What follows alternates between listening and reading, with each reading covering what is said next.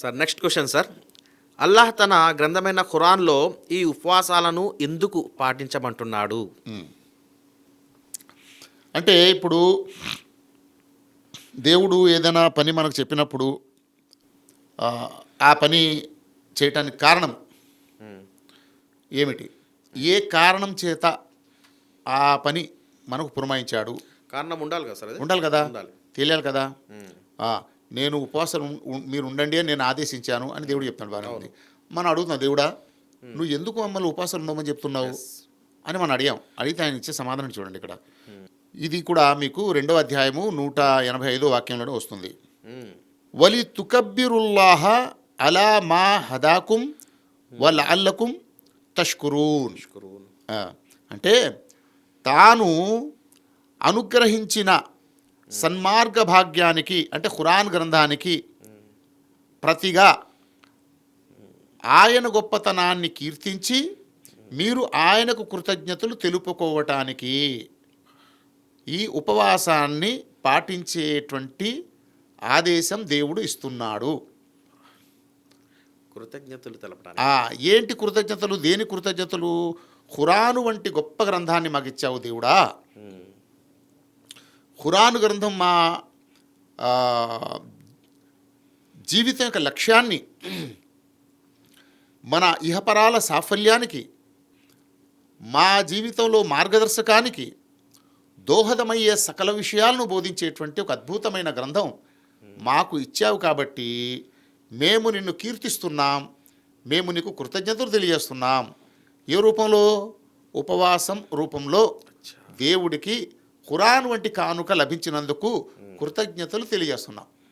ఇది ఉపవాసాలని దేవుడు తన దాసులపై విధి చేయడానికి కారణం. Wonderful sir.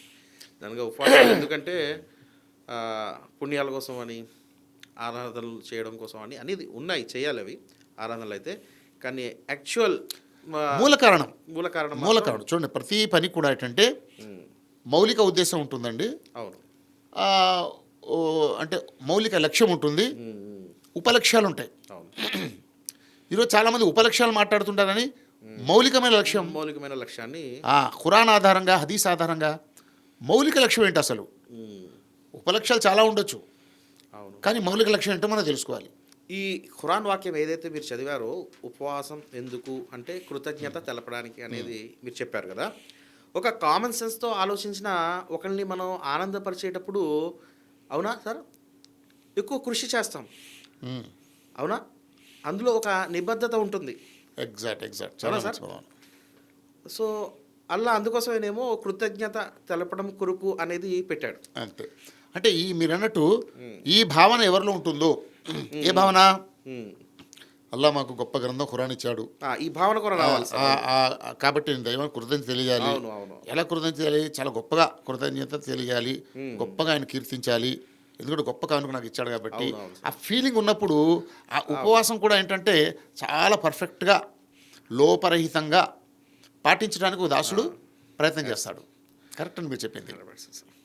Thank you so much sir. And next question sir. ఏ ప్రయోజనం కోసం ఉపవాసాలను పాటించమని అల్లాహ్ తన దాసులను కోరుచున్నాడు? Sir points are sensitive points, ఓకేనా? అవును. 2 ప్రశ్నలు ఒకటే కదా అని చాలా మంది అనుకుంటారు. అవునవును సార్, అవును. కాదు, ఇందులో వ్యత్యాసం ఉంది. నాకు కూడా అనిపించింది సార్. సిమిలర్గా నోట్ అనిపిస్తుంది. సిమిలర్ కాదండి ఇవి, డిఫరెన్స్ ఉంది ఇక్కడ. అదేంటంటే దేవుడికి కృతజ్ఞతల కోసం ఉపవాసం అని చెప్పారు. అవును. ఓకే, మరి ఈ ఉపవాసంలో దాసుడికి కలిగే ప్రయోజనం ఏంటి అనేది ఒక పాయింట్ వస్తుందన్నమాట. అది ఇందులో వస్తుంది. అది యా అయ్యుహల్లజీన ఆమను కుతిబ అలైకుము సియాము కమా కుతిబ అలల్లజీన మిన్ ఖబ్లికుం లఅల్లకుం తత్తఖూన్. ఓకే, ఇప్పుడు ఖురాన్ వాక్యం ఏదైతే అరబీ నేను చదివానో దాని అర్థం ఈ విధంగా ఉందండి. ఏమంటున్నాడు అక్కడ? విశ్వసించిన ఓ ప్రజలారా, మేము మీపై ఉపవాసాన్ని తప్పనిసరి చేశాము, అంటే మీరు విధిగా పాటించాలి ఉపవాసాన్ని అని చెప్పి, ఇది మీకే మొట్టమొదటిసారిగా విధి చేయటం లేదు సుమా, మీకు గతించిన వారిపై కూడా ఈ ఉపవాసాన్ని తప్పనిసరి చేశాము అన్నాడు. ఓకే, తర్వాత మూడో విషయం ఏంటంటే ఈ ఉపవాసం పాటించటం వల్ల మీకు కలిగే ప్రయోజనం ఏంటంటే మీలో భయభక్తులు జనిస్తాయి, మీలో నిష్ఠ జనిస్తుంది. అంటే మీలో భయభక్తులు జనించాలని, నిష్ఠ జనించాలని ఈ ఉపవాసాన్ని మీకు మేము తప్పనిసరి చేశాము అన్నాడు. అంటే ఉపవాసం పాటించే వ్యక్తి ఉపవాసం పాటించడానికి చేయాలా, ఉపవాసం కొరకు చేయాలా, ఉపవాసం భయభక్తులను జనించడం కోసం చేయాలా? భయభక్తులు జనించడానికి. ఇదండి పాయింట్ ఇక్కడ. ఇప్పుడు ఈ క్లారిటీ కూడా ఒక విశ్వాసకి ఉండవలసిన అవసరం లేదంటారా? తప్పకుండా ఉండాలి సార్. అది ఇప్పుడు ఇందాక మనం చెప్పుకున్నాం కదా, సంప్రదాయక ఆచరణ అవగాహనతో కూడిన ఆచరణ అనుకున్నాం.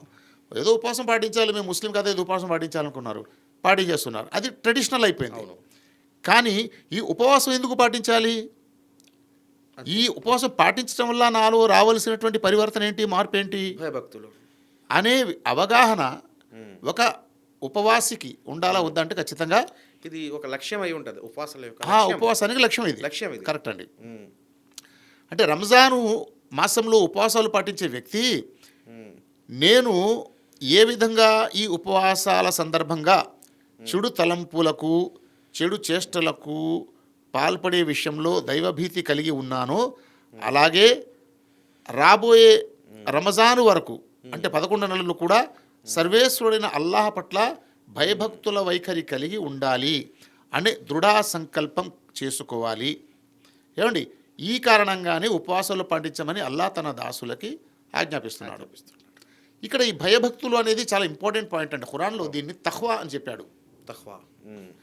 తఖ్వా అంటే భయపడటం, దేవుడు భయపడండి అని రాశారు మనోళ్ళు ఎక్కువగా. యాక్చువల్గా దేవుడిని భయపడటం కదండి, అది అప్రమత్తం.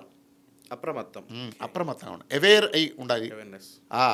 మీరు ఏమంటారు, ఎక్కడ తప్పు జరుగుతుంది అనే అప్రమత్తత కలిగి ఉండాలి. మీరు మాట్లాడుతున్నప్పుడు నేను పొరపాటుగా మాట్లాడుతున్నానేమో, నేను పనులు చేస్తున్నాను తప్పుడు పనులు చేస్తున్నానేమో, నేను చూస్తున్నప్పుడు నేను తప్పుడు చూపు చూస్తున్నానేమో, ఆలోచనలు కూడా తప్పుడు ఆలోచనలు కానీ లేను కదా అని ఒక కేర్, ఒక అవేర్నెస్, అది అది అది లక్ష్యం.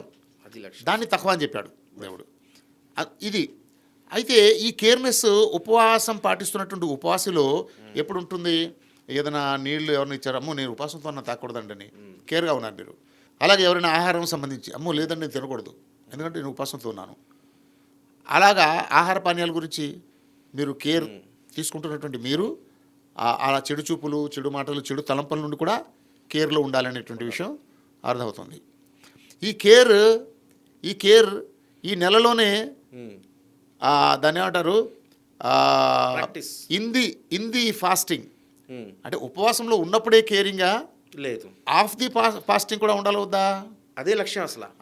అదే లక్ష్యం. ఆఫ్ ది ఫాస్టింగ్ లో కూడా మీరు కేర్గా ఉండాలని, ఇన్ ది ఫాస్టింగ్ లో మీ కేర్ అనేది ట్రైనింగ్ ఇవ్వడం జరుగుతుంది. ఇదండి సహాబాల్లో ఉన్నటువంటి ఆ నైతిక పరివర్తన ఈనాడు మనలో లేదు అని ఎందుకన్నారు తెలుసా? వాళ్ళు రంజాన్ పాటిస్తున్నప్పుడు ఆ రంజాన్లో తీసుకున్న ట్రైనింగ్ అదర్ దెన్ రంజాన్ కోసం 11 నెలల కోసం అని వాళ్ళు అనుకున్నారు. ఇప్పుడు మనం ఏం చేస్తున్నాం, రంజాన్లో ఉన్న కేర్ రంజాన్ కోసం అని అనుకుంటున్నాం మనం. సరే సార్, మీకు అర్థం కదా. అందుకే రంజాన్ నెలలో మస్జిదులు నిండిపోయి చాలామంది ప్రార్థనకి సమయానికి వచ్చేయటం అంతా జరుగుతుంది, చాలా కోలాహలంగా ఉంటుంది. రంజాన్ నెల అవగానే ఈ పండుగ చేసుకున్నాం అన్నాడు, మస్జిదులన్నీ ఖాళీ అయిపోయినాయి. దీన్ని బట్టి ఏమవుతుంది, రంజాన్ అయిపోయింది. రంజాన్ ఫార్ 11 months లక్ష్యం నెరవేరడం లేదు. అక్కడ ఏంటంటే ఇది ఒక నాటకీయమైన ప్రక్రియ అయిపోయింది. అసలు ఆబ్జెక్టివ్ ఏదైతే ఉందో, అసలు లక్ష్యం ఏదైతే ఉందో అది డిజపీర్ అయిపోయింది. సాంప్రదాయబద్ధంగా పోతుంది అది ట్రెడిషనల్ ఫాలోయింగ్ వల్ల వచ్చే ప్రాబ్లం ఇది. ఏమండి, సహాబాలో ఏదైతే తఖ్వా జనించారో వాళ్ళు కమింగ్ మంత్స్ 11 months కూడా అదే తఖ్వాతో ఉండేవారు. ఎగ్జాక్ట్ కదా, అంతే. ఆ లక్ష్యాన్ని లక్ష్యం పరంగా వెళ్ళేవారు వాళ్ళు. ముందే అది ఉండేది వాళ్ళ మనసులో. అవును, మేము ఈ నిష్ట ఏదైతే ఇప్పుడు ప్రాక్టీస్ చేస్తున్నామో ఈ నిష్ట అదర్ దెన్ రంజాన్లో కూడా ప్రాక్టీస్ చేయాలి ఆ అవగాహన ముందు నుంచే ఉండేది. అవును, ఆ తఖ్వా కోసం మేము ఉపవాసం ఉంటున్నాం అవును అనేటువంటి ఆ కమిట్మెంట్ వాళ్ళకు డే 1 నుంచే రంజాన్లో ఉండేది. అది కాబట్టి అది రిఫ్లెక్ట్ అయింది. అది మనకు లేకుండా పోయింది. కాబట్టి రంజాన్ నెలలో ఒక నాటకీయంగా ఏంటంటే ఉపవాసం ఉండిపోతున్నాం, ఆ తర్వాత మళ్ళీ జీవితం మామూలే.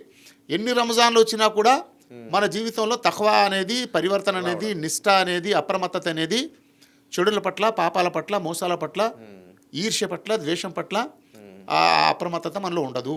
ఆ ఫ్లో అంతా అలా జరిగిపోతుంటుంది. అందువల్ల వేరే సమాజాలతో పోల్చుకున్నా మా సమాజం అలాగే అట్టడుగున అలాగే పడు. అంతే అంతే. ఇప్పుడు రంజాన్ పాటించే ముస్లింలకు రంజాన్ పాటించిన వారికి మధ్య తేడా ఉండాలి కదా. ఉండాలి.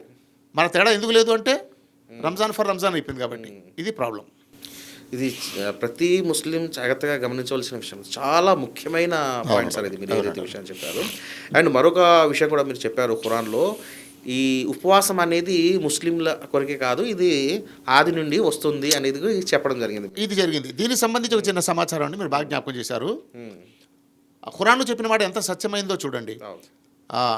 కమా కుతిబ అలల్లజీనా, ఎలాగైతే పూర్వం గతించిన వారికి ఉపవాసం విధి చేసాం అలా మీ చేసామన్నాడు. ఎవరు చేశాడబ్బా అని మనం చూస్తే ఫస్ట్ బాగా ప్రాచీనులు ఎవరు, ధార్మికులు అంటే మన వైదికులు భారతీయులు. మన భారతీయ సమాజం ప్రాచీన ఆధ్యాత్మిక వర్గం అండి ఇది. వీళ్ళలో చూస్తే వీళ్ళు ఉపవాసాలు ఉన్నాయో లేవో చెప్పండి. కార్తీక మాసంలో ఉపవాసం ఉంటారు, చాలా నిష్ఠగా పాటిస్తున్నారు. పైగా చూడండి, సంవత్సరంలో 30 రోజులు పాటిస్తారు వాళ్ళు కూడా. అవును, అది ఎంత సిమిలర్ ఉంది చూడండి. ఈ విషయం అయితే తెలియదు సార్ నాకు. 30 రోజులు పాటిస్తారు, 30 days పాటిస్తారండి. ఇయర్లీ వన్స్ పాటిస్తారు కార్తీక మాసంలో. కార్తీక మాసం. ఓకే, ఇది ఒక సంప్రదాయం మనం చూస్తున్నాం. అలాగే మళ్ళీ యూదులు, బాగా ప్రాచీనులు యూదులు ఉన్నారు. యూదులు కూడా ఈ ఉపవాసాలు పాటిస్తారు. మోషే ప్రవక్తని 40 days కోసం దేవుడు పిలుచుకున్నాడు. ఆ 30 days కోసం పిలిచి మళ్ళీ 10 days పెంచుకున్నాడు అని చెప్పేసి అక్కడ అది కూడా వాళ్ళు పాటిస్తారు, ఇయర్లీ వన్స్ ఉపవాసాలు. అలాగే క్రైస్తవులు కూడా, యేసు కూడా 40 రోజులు ఉపవాసాలు ఉన్నట్టు బైబిల్ చెప్తుంది. క్రైస్తవులు కూడా అంత పర్ఫెక్ట్గా పాటించకపోయినా ఉపవాసాలు అనే కాన్సెప్ట్ వాళ్ళలో కూడా ఉంది. ఈ విధంగా ప్రపంచవ్యాప్తంగా ఉన్నటువంటి మత వర్గాల్లో ఉపవాసం అనేది ఒక తప్పనిసరి క్రతువుగా, ఓ తప్పనిసరి దీక్షగా మనం చూస్తున్నాం.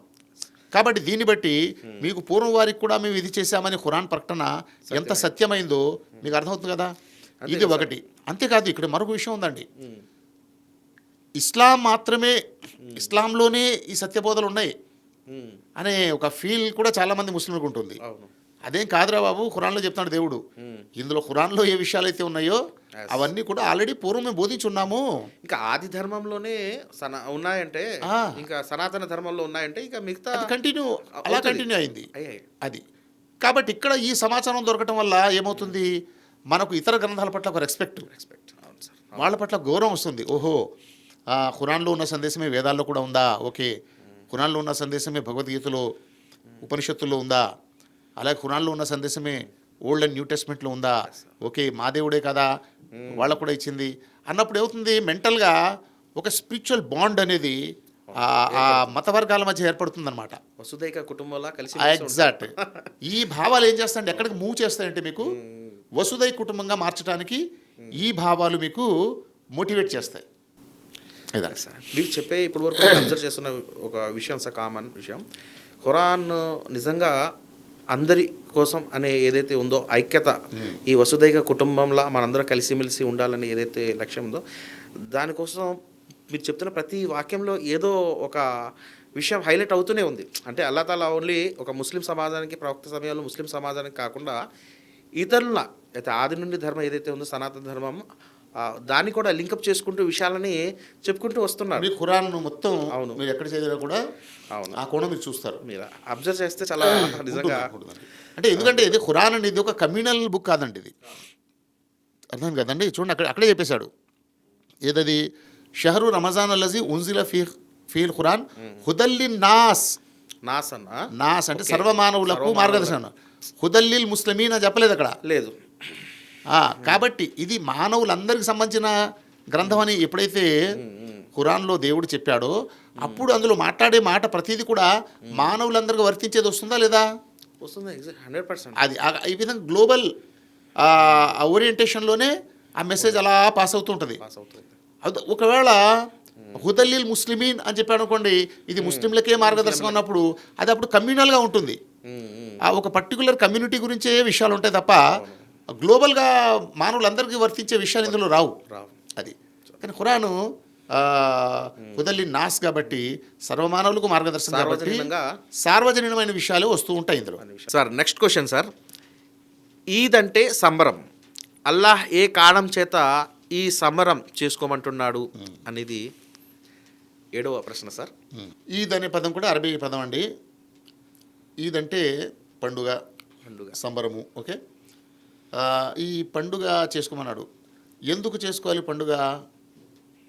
దేవుడా ఓల్లా ఈ పండుగ ఎందుకు చేసుకోవాలి అని మనం ప్రశ్నిస్తే ఆయన 10వ అధ్యాయము 57వ వాక్యంలో దీనికి సమాధానం ఇస్తున్నాడు. అక్కడ ఏమంటున్నాడు చూడండి, మానవులారా, ముస్లింలారా అని కాదు ఇక్కడ చూడండి సార్. చెప్పబోయే సార్ మానవులారా మనం గమనించాలి సార్, ముఖ్యంగా ముస్లిం సోదరులు గమనించాలి ఇది. గమనించాలి. అవును. మానవులారా, మీ ప్రభు తరఫు నుండి మీ దగ్గరకు హితోపదేశం వచ్చేసింది. అది హృదయాలలో ఉన్న వ్యాధులను స్వస్థతపరుస్తుంది. దానిని విశ్వసించే వారి కోసం అది మార్గదర్శకం మరియు కారుణ్యం. అంటే ఇక్కడ ఖురాన్ గురించి చెప్తూ ఈ ఖురాన్ గ్రంథం ఒక హితోపదేశము. ఓకే, ఇంకా దీని ప్రత్యేకత ఏంటి? హృదయాల్లో ఉన్నటువంటి వ్యాధుల స్వస్థత అన్నాడు. ఏంటి హృదయాల్లో ఉన్న వ్యాధులు ఏంటి అంటే 2 రకాలండి. ఒకటి కాన్సెప్షనల్ కన్ఫ్యూజన్, అసలు ఈ జీవితం ఎందుకు, అసలు ఈ జన్మ మనిషికి ఎందుకు లభించింది, ఈ ప్రపంచం ఏంటి, అసలు మనిషి మరణించడానికి ముందు ఎక్కడున్నాడు, చనిపోయిన తర్వాత ఎక్కడ వెళ్తాడు, ఏంటో అంత కన్ఫ్యూజన్. అది ఈ confusion it self illness of the heart illness, ఒక రకమైనటువంటి అనారోగ్యం. అది అనారోగ్యం, ఏంటో జీవితం ఏంటో వైరాగ్యం. మనిషి ఒక కన్ఫ్యూజన్ అనమాట. ఆ కన్ఫ్యూజన్ మనిషిని ఇబ్బంది పెడుతుంటుంది. అదొక వ్యాధి. అవును సార్. అది కాకుండా ఇంకా అదో 2వ రకం ఉన్నాయి, జలసి అనేది ఉంటుంది. ఈర్ష్య, పగ, ద్వేషం ఇవన్నీ కూడా హృదయంలోనే తిష్టవేసి ఉంటాయి. ఇలాంటి ఇవి కూడా మనిషి హృదయాన్ని రోగగ్రస్తం చేస్తాయి. ఓకేనా? జలసి ఉన్నవాడు ఎవరిపై జలసి పడ్డాడు వాడు బాగానే ఉంటాడు, కానీ వీడు మాత్రం తగలబడుతుంటాడు, లోపల మొత్తం నాశనం అయిపోతాడు. అందుకే ప్రవక్త ముహమ్మద్ సల్లల్లాహు అలైహి వసల్లం కూడా ఏమన్నారంటే, ఇతరుల పట్ల మీరు ఈర్ష్య కలిగి ఉంటే మీ సత్కార్యాలు, మీరు చేసుకున్న పుణ్యకార్యాలు అగ్ని కట్టెలు కాల్చినట్టు కాల్చేస్తుందని చెప్పారు. దేన్ని? పుణ్యాలని. ఈర్ష్య కలిగి ఉండడం వల్ల మీరు ఈర్ష్య కలిగి ఉన్నారనుకోండి ఒకరి పట్ల, మీరు ఎన్నో పుణ్యాలు చేసుకున్నారు, దాన ధర్మాలు చేసి అది చేసి మీరు పుణ్యాలు సంపాదించారు కదా, ఆ పుణ్యాలన్నీ కూడా తగలబడతాయి అన్నారు. అది ఓకే, కానీ పుణ్యాలు తగలబడతాయి. తప్పేం చేయట్లేదు, జస్ట్ ఈర్ష్య కలిగి ఉన్నాడు, వాడి పట్ల ఈర్ష్య కలిగి ఉన్నాడు, అయిపోయాయి, కాలిపోతున్నాయి, వీడి పుణ్యఫలాలన్నీ కాలిపోతున్నాయి. కాబట్టి ప్రతి విశ్వాసి ఇక్కడ గమనించవలసింది ఏంటంటే, నేను ఎవరి పట్లైనా ఈర్ష్య కలిగి ఉన్నానా అని గమనించాలి. ఆ ఈర్ష్యని వెంటనే తొలగించుకోవాలి. ఈర్ష్య రాదంటే వస్తుంది, ఈర్ష్య వస్తుంది, కానీ దాన్ని కంట్రోల్ చేసుకోవాలి, ఓవర్కమ్ చేసుకోవాలి. సపోజ్ నాకంటే ఎక్కువ సంపాదించేశాడు, నాకంటే ఎక్కువ మంచి స్టేటస్లో గెలిపాడు, మా అబ్బాయికి వచ్చిన సంబంధం కంటే మంచి సంబంధం వాళ్ళ అబ్బాయికి వచ్చింది, ఇవి కూడా ఈర్ష్యలు ఉంటాయండి ఇక్కడ. ఎవరో కాదు, మళ్ళీ బావ బామరుదులు, అన్న తమ్ముళ్ళు కూడా. అన్నయ్య తన కొడుకు సంబంధం చూస్తున్నాడు, తమ్ముడు కూడా తన కొడుకు సంబంధం చూస్తున్నాడు అనుకోండి, ఆ తమ్ముడు కొడుకు మంచి సంబంధం వచ్చేసింది, వీడి కడుపుమంట వచ్చేస్తుంది. ఒకసారి ఆలోచించండి, ఇవన్నీ కూడా ఇంత దగ్గర రిలేషన్ కూడా. చిన్న పాయింట్ సార్, మీరు రాసిన రచనలను చదివాను కదా, అందులో మీరు ఒక మంచి హదీస్ నోట్ చేశారు. ప్రవక్త గారి దగ్గరికి ఒక గ్రూప్ వస్తుంది, యుద్ధం చేసి విజయం సాధించిన గ్రూప్ ఒకటి వస్తుంది.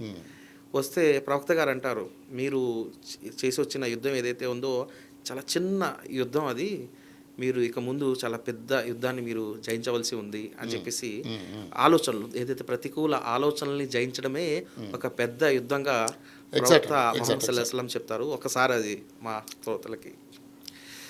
ఈ మంచి హదీస్ అండి, ఇది ప్రతి విశ్వాసి జ్ఞాపకం పెట్టుకోవాల్సింది. అంటే భౌతిక యుద్ధం, ఎందుకంటే కత్తులు కఠారులతో చేసే యుద్ధంతో సమానం సార్. ఎందుకంటే ఆలోచనలు అవి మనం కంట్రోల్ చేసుకోలేము. అదే మీరు ఇప్పుడు హదీస్లో కంపారిజన్ చూడండి. అవునవును సార్. ఎలాగా భౌతికంగా చేసే యుద్ధం ప్రాణాంతకం ఇది కదా, ఎదురోడు పుడిచేవచ్చు, చంపేవచ్చు, ఇదని చనిపోయి. ఆ యుద్ధాన్ని ఏమంటారు ప్రవక్త చిన్న యుద్ధం అన్నారు. చిన్న యుద్ధం అన్నారు, అది చాలా ఆశ్చర్యం కలిగించిందండి. పెద్ద యుద్ధం వైపు వెళుతున్నారు. పెద్ద యుద్ధం ఏంటా అని చెప్పేసి వాళ్ళు ఆశ్చర్యచకితులు అవుతారు. అవును, ఏంటి ప్రవక్త, ఇప్పుడే మేము చాలా ఈ పరిస్థితులు ఎదుర్కొని చాలా దారుణంగా కాస్త ఏమరపాటు ఉన్న ప్రాణం వచ్చాం. పోతుంది అక్కడ. ఆ, అలాంటి యుద్ధాన్ని చిన్నదంటున్నారు, మళ్ళీ ఒక పెద్ద యుద్ధం అంటున్నారు. అదేం యుద్ధమా అని అడిగితే అది మీ ఆంతర్యంలో చెలరేగే ఈర్ష్య ద్వేషాలతో పగ ప్రతీకారాలతో మీరు చేయవలసిన పోరాటం అంటారు. అంటే దానికంటే ఇది పెద్ద పోరాటం అంటారు. నిజమే కదా. అది కాబట్టి ఈ ఈర్ష్య ద్వేషాలన్నీ కూడా తగ్గించుకోవాలి. సరే, ఇవన్నీ కూడా ఈ హృదయ సంబంధమైన వ్యాధులు ఇవన్నీ కూడా అవును. ఇక్కడ ఖురాన్లో దేవుడు అంటున్నాడు, ఈ ఖురాను గ్రంథం మీకు ఎందుకు ఇచ్చామంటే మీ హృదయంలో మీ హృదయానికి అంటిన రోగాలకు స్వస్థత. ఇప్పుడు మెడికల్గా మనం ఏంటంటే ఫిజికల్ హెల్త్ కోసం మనం డాక్టర్ దగ్గర వెళ్తాం, మెంటల్ హెల్త్ కోసం మళ్ళీ ఎక్కడ మా సైక్రాటిస్ట్ దగ్గర వెళ్తాం. ఇది ఇంటర్నల్గా ఉండేటువంటి సోల్కి పట్టినటువంటి డిసీజ్. ఇది డిసీజ్. దీనికి ఆ రెమెడీ ఎక్కడుందంటున్నాడు, దీనికి మెడిసిన్ ఎక్కడుందంటున్నాడు, ఖురాన్లో ఉందంటున్నాడు దేవుడు. మళ్ళీ ఖురాన్ అంటే ఏదో చదివేసి అలాగా వాక్యాలు చదివేసి ఫోన్ ఊదుకొని ఇలా పునుకోవటం కాదు. అక్కడ ఖురాన్ ఇచ్చేటువంటి డైరెక్షన్లోకి రావాలి. ఇక్కడ హితోపదేశం అన్నాడు కదా, దాని హితవుల్ని పాటించాలి. అది వద్దన్న దాన్ని మానేయాలి, అది చేయమన్న దాన్ని చేయాలి. ఇది ఎప్పుడైతే మీరు చేస్తారో అప్పుడు మీ హృదయాల్లో ఉన్నటువంటి వ్యాధులు తొలగిపోతాయి. అది ఉదాహరణ చూడండి, ఇంకో ఇలాంటి వ్యాధులు చెప్పుకుంటూ పోతే వేరే వాళ్ళ పట్ల ఒక అసహ్య భావాలు ఉంటే వాళ్ళు కాఫీర్లు, వీళ్ళేమో ఫలానా అది ఒక జమాతు ఇంకో జమాతుని కూడా ద్వేషించడం ఉంటుంది. అవును. ఇలాంటి ఏ ద్వేషం కూడా మీ మనసులో ఉండకూడదు అనమాట. ప్యూర్గా ఉండాలి, కంప్లీట్ ప్యూర్ అవ్వాలి. సరే, వాళ్ళలో తప్పులు ఉండొచ్చు, అప్పుడు ఏం చేయాలి, వాళ్ళ కోసం సానుభూతి కలిగి ఉండాలి, వాళ్ళు దువా చేయాలి. వాళ్ళ మాకు తెలిసేసిన జ్ఞానం వాళ్ళకు కూడా తెలియజేయి, పాపం వాళ్ళకు కూడా నువ్వు మంచి మార్గదర్శనం చూపించు అని ఒక సానుభూతితో కూడినటువంటి ఒక దువా చేయాలి తప్ప ఈ తబ్లీగ్ జమాత్ వాళ్ళు ఇలాంటి వాళ్ళు, ఈ అలేదీస్ వాళ్ళు ఇలాగా, ఆ బరేలీలు అంటే చిరాకు, ఈ హిందువులు, ఈ కమ్యూనిస్ట్ వాళ్ళు, నాస్తికులు, వీళ్ళు ఇలా ఇలా చిరాకు చిరాకు చిరాకు చిరాకు. అందుకే ప్రవక్త గారు ఏమిటంటే మీరు ప్యూరిటీ కోసం ఏదో హజ్జో ఉమ్రాయో చేయకుండా మీరు మీ మనసుతో పోరాడండి అని చెప్పారు. అంటే జనరల్గా ఇప్పుడు ముస్లింలో కూడా ఉంది, ఏదో మన ఏంటి హజ్ గిని ఉమ్రాలు గిని చేస్తే ఒక మన ప్యూర్గా చాలా చెప్పారు.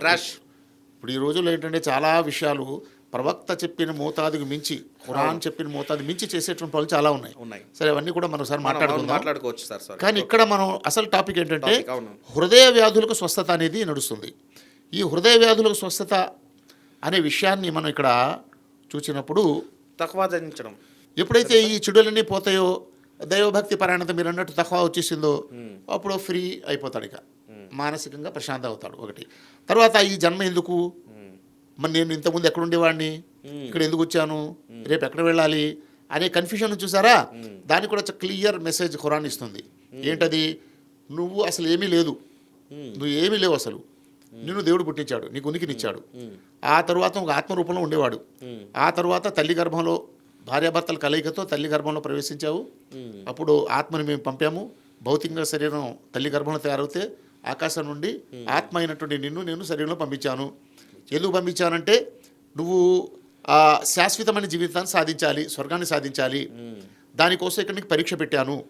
ఏంటి పరీక్ష, నువ్వు చెడు చేస్తావా మంచి చేస్తావా, ఇది పరీక్ష. ఈ పరీక్షలో సఫలమవుతే శాశ్వతమైన దుఃఖరహితమైనటువంటి జీవితం, స్వర్గం లభిస్తుంది. Okay, right. ఒకవేళ చెడును వదిలేసి మంచిని వదిలేసి చెడును ఆచరిస్తే నువ్వు ఇహపరాల్లో వైఫల్యం పాలవుతావు.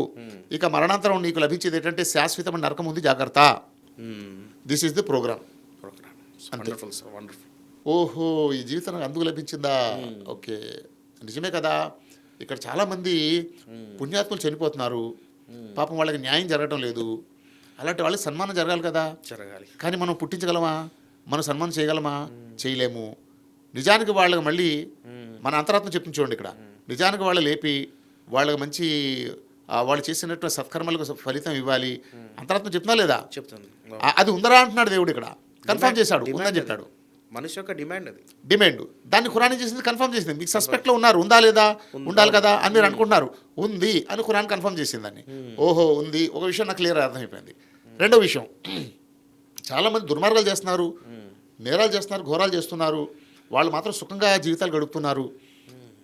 వాళ్ళ కారణంగా కోట్లాది మంది, లక్షలాది మంది సఫర్ అయ్యారు, కానీ భోగాలు అనిపిస్తూ చనిపోయారు. అలాంటి దుర్మార్గులకు శిక్ష పడాలి కదా. శిక్ష పడుతుందా? శిక్ష వేయగలమా? లేదు. ఏంటి అసలు న్యాయం ఏంటి లోకానికి? అని మీరు చాలా మీ లోపల మీ మనసు బాధపడుతుంది, ఆవేదన చెందుతుంది. దాన్ని ఖురాన్ ఆచరిస్తుంది. ఓకే రైట్, నీ మనసులో ఏదైతే ఉందో ఆ దుష్టులకు దండన జరగాలి అని నీ మనసు ఏదో కోరుకుంటుందో దండన ఉంది. అహంకారులు, అమానవీయంగా ప్రవర్తించేటువంటి వాళ్ళు, దుష్టులు దుర్మార్గులు ఎవరైతే ఉన్నారో, కర్కశంగా ప్రవర్తించే వాళ్ళు ఎవరైతే ఉన్నారో అలాంటి కర్కసులకు నేను నిరంతరం మంటల్లో అగ్నిలో కాలే శిక్ష విధిస్తాను, జాగ్రత్తగా ఉండండి మీరు అని హెచ్చరిక చేస్తున్నాడు. అమ్మయ్యా, అంటే దుష్టులకు దండన ఉందన్నమాట. Okay, happy. ఏమైందో కన్ఫర్మేషన్ మీ సోల్ని, మీ ఆత్మని రిలాక్స్ చేస్తుంది. ఓకే, ఇలా ఉండాలని అనుకునేవాడిని అండి, నిజంగా ఉందని ఖురాన్ చెప్పింది. సరే, ఇది ఖురానే చెప్పిందంటే ఖురానే కాదు, దీని పూర్వ గ్రంథాలు కూడా చెప్పినాయి. అంటే ఒక లేటెస్ట్గా, ఒక రీసెంట్గా మళ్ళీ ఖురాన్ దాన్ని జ్ఞాపకం చేసింది. ఖురాన్ చెప్పింది అంటే ఇతర గ్రంథాలు చెప్పినట్టే, ఇంకా అంతే. నుండే కదా తీసుకోబడి పాత సందేశమే ఖురాన్ ఇస్తుంది. కాబట్టి లేటెస్ట్గా ఖురాన్ చెప్పింది కాబట్టి ఇది చెప్పుకుంటున్నాం మనం. ఇంతకుముందు వేదశాస్త్రాలు, ఉపనిషత్తులు, Bhagavad Gita, Bible, old and new testament ఇవన్నీ చెప్పినాయి ఆల్రెడీ చెప్పబడే. అది కాబట్టి ఖురాన్ అది జ్ఞాపకం చేస్తుంది. సో ఈ విధంగా ఎప్పుడైతే రిలాక్స్ అవుతాడో మెంటల్గా, హృదయ వ్యాధులు తొలతాయి లేదా? తొలగిపోతాయి. ఒకటి. తర్వాత ఎప్పుడైతే ఈ ఖురాన్ సందేశం ద్వారా రెండు పెద్ద విషయాలు తెలిసినాయండి ఇక్కడ. ఏంటి? దుష్టులకు శాశ్వతమైన దండన ఉంది. దుష్టులకు శాశ్వతమైన దండన ఉంది. అంటే దుష్టులు అంటే దుర్జనులు. ఓకే, శాశ్వత దండన. సజ్జనులకు శాశ్వతమైన మన్నన, స్వర్గం ఉంది. విషయాలు, శుభవార్త, హెచ్చరిక. ఒకసారి ఆలోచించండి, ఒకవేళ ఈ సమాచారం తెలియకుండానే నా జీవితం గడిపే చచ్చిపోయాను అనుకోండి, నేను చనిపోయాను అనుకోండి, అర్థం ఉండదు. అసలు ఎంత ఒక పెద్ద స్వర్గాన్ని కోల్పోయేవాడిని నేను, ఒక నరకాన్ని బలైపోయేవాడిని. అంత పెద్ద ప్రమాదం నుండి ఈ గ్రంథం, ఈ సమాచారం నన్ను కాపాడేసింది కదా. కాపాడింది కాబట్టి ఇప్పుడు ఏమంటారు చూడండి, అల్లా తఆలా 10:57 ఇప్పుడు చదివాను. 58 ఏమంటున్నారు చూడండి. అల్లా ప్రదానం చేసిన ఈ బహుమానానికి, దేనికి? ఖురాన్కి, కారుణ్యానికి జనులు సంబరపడాలి. సంబరము, ఈద్ ఈద్ మనాओ అన్నారు. క్యూ ఈద్ మనానా భాయ్? అది ఈద్ ఇస్లియే మనానా कि अल्लाह ఖురాన్ చేసి నేమత్ ముజే అతా కర్ దియా. ఖురాన్ లాంటి గొప్ప గ్రంథం, ఒక అద్భుతమైన సమాచారం నా కన్ఫ్యూజన్స్ దూరం చేసేసింది, నాలో ఉన్న ఈర్ష్యాద్వేషాలని, పగా ప్రతీకారాలను తొలగించేసింది, నా మనసుని హాయి పరిచింది, శాశ్వత నరకం నుండి తప్పించింది, శాశ్వత స్వర్గాన్ని పొందడానికి కావాల్సిన దారి నాకు చూపించింది. ఇంత గొప్ప ఖురాన్ నాకు లభించింది. ఎంజాయ్ యువర్ సెల్ఫ్ అన్నాడు దేవుడు. సంబరపడండి.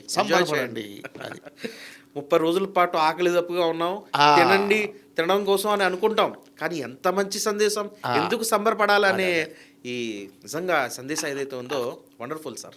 ఖురాన్లో ఏంటంటే ఆ స్టెప్స్ అన్నీ కూడా అలాగా దేవుడు పేర్చి పెట్టాడు, దాన్ని మనం అవగాహన చేసుకోవడంలో ఉందన్నమాట ఇది. కాబట్టి ఈద్ క్యూ మనానా అంటే ఈద్ ఇస్లే మనానా, అసలు ఉద్దేశం ఇది మాట, ఉద్దేశం ఇది. Okay sir, thank you so much sir, wonderful information. అలాంటి సద్భాగ్యం అల్లా మనందరికీ ప్రసాదించాలని నేను కోరుకుంటూ ఈరోజు ఈ టాపిక్ని ముగిస్తున్నాను. జజాకల్లా ఖైర్. అస్సలాము అలైకుం వరహమతుల్లాహి వబర్కాతుహు.